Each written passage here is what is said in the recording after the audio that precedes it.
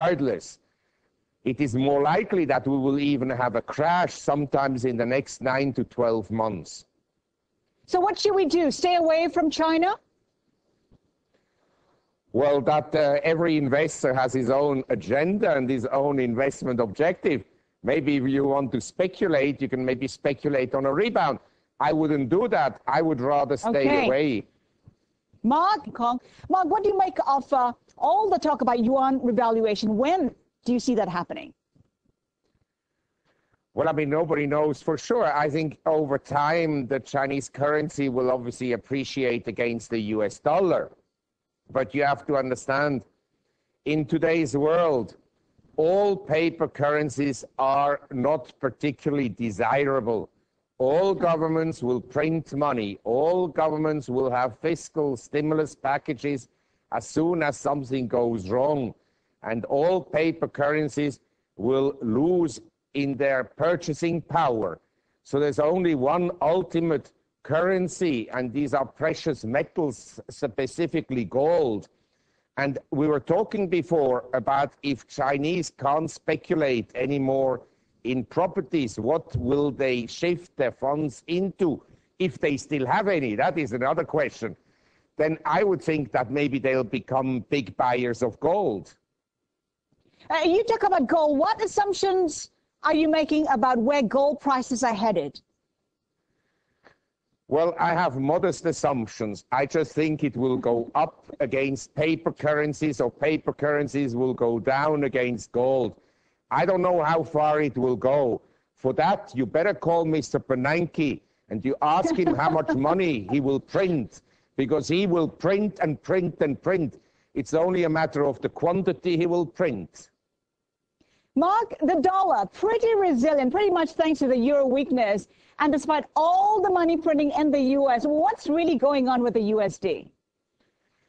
Well, basically, what happened is the US dollar became very oversold last November when the euro went to 151.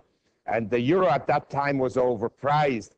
And since then, the euro has weakened very considerably, as you know, today towards 133.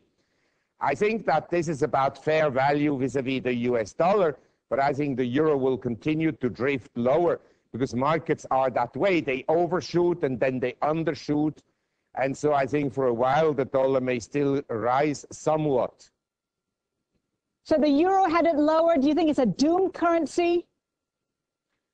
I don't think, well, I think all currencies are doomed. As I told you, I only think there's one currency that will keep its value, and these are precious metals.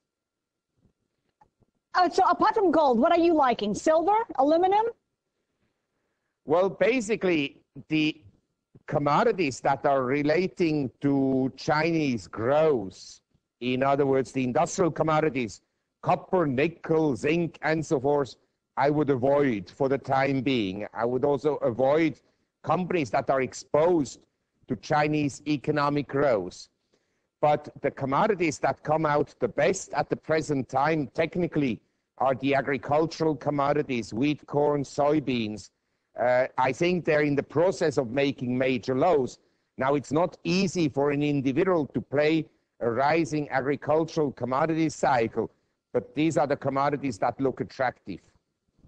Marc, before we let you go, I want to take a look at Thailand, a market you've been following a very long time. What do you make of all, the bloodshed, the discontent, the protests that we've been seeing in the last few weeks? Well, basically, I think that I have sympathy for the so-called red shirts, the followers of Thaksin. I don't have sympathy for Mr. Thaksin, but I think the followers, they have a point. We have a great disparity in Thai society between the so-called Bangkok aristocracy, the royalty, and the rural population. And I think the rural population feels that they have been at a disadvantage and didn't participate in the economic growth of the country.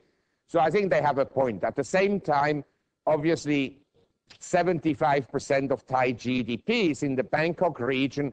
And so the Bangkok region economically is essentially the center of the country. And I think the differences will be very difficult to reconcile.